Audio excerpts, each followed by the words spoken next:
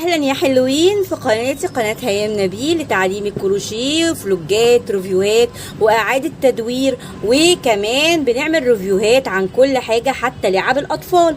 النهارده طبعا الاجازه طويله، عيالنا قاعدين معانا في البيت، وطبعا انتوا مش لاقيين افكار او مثلا حاجه تغير مود الاطفال غير اللي قاعده على الكمبيوتر او اللي هم يمسكوا الموبايل.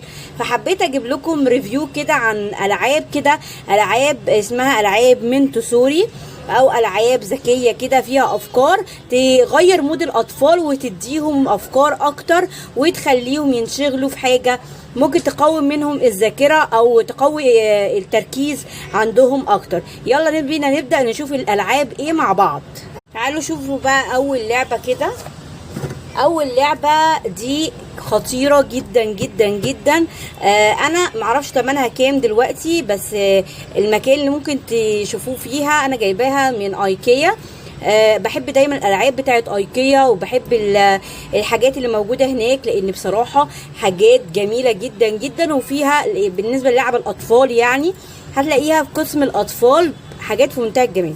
تعالوا يلا نفتحها ونشوف الفكره ايه بتاعتها. تمام، هو بيجي كده دراع ده فيه مغناطيس تمام كده، وبتبدأي انك تخلي الطفل يمسك السمكة ديت، وان هو يعدلها. طبعا يعدلها بالايه؟ يعدلها بالدراع مش بايديه خالص، ويبدأ ان هو يخرجها. ودي بتعلم الطفل ازاي يفك، بصوا ازاي يفك وازاي يركب.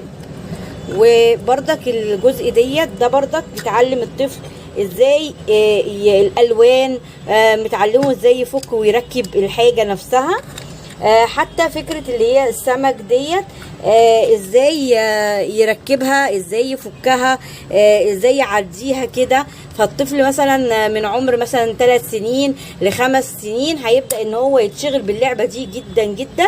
والبتاعه دي كمان فيها مغناطيس بتساعد ان ايه الطفل يطلع الحاجه ويلفها على حسب الحاجه اللي هو بصوا هيطلعها كده منها، وهيبدأ يلفها ويطلع. فده هيخلي الطفل عنده تركيز اكتر، زائد ان هو ممكن يتعلم الكولر الالوان من خلال اللعبة ديت، ويتعلم العد كمان لانك ممكن تعديله الحاجات دي. فاللعبه دي بصراحه حاسه ان هي شامله حاجات كتيره جدا. تعالوا شوفوا اللعبه التانية ايه هي. اللعبه عندنا هي اللعبه ديت. اللعبه دي عباره عن ده مغناطيس، والكور دي كلها من مغناطه. بس هتبداي ايه، هما جايبين لك اصفر وازرق واخضر واحمر، يعني عندك 4 الوان اهو، 1 2 3 4 الوان. فانك تجمعي اللون مثلا الاصفر كله، تروحي مجمعاه في خانه واحده كده ماشي، وبتعلمي الطفل مثلا ان ده لون اصفر. والازرق برضك بتجمعيه كده وتحطيه في البيت بتاعه ويتجمع هنا كده. مثلا ده كده اللون الازرق، والاخضر اجي بقى احط مثلا احمر كده مع الاحمر، فكده بسكن كل لون في مكان او في بيت. فكده علمتي ولادك الالوان زائد التركيز، وان في فكره في اللعبه مش العاب تقليديه. يا رب الفيديو يكون عجبكم واستفدتوا ان في افكار كتيره في اللعب ممكن ان احنا نطور بيها ولادنا ونغير مودهم. حبيت ان انا اغير شويه من جو الكروشيه. وتعالوا استنوني في فيديو جديد على القناه. لو جديده ما تنسيش تشتركي ودوسي على الاشتراك اللي باللون الاحمر. والسلام عليكم ورحمه الله وبركاته.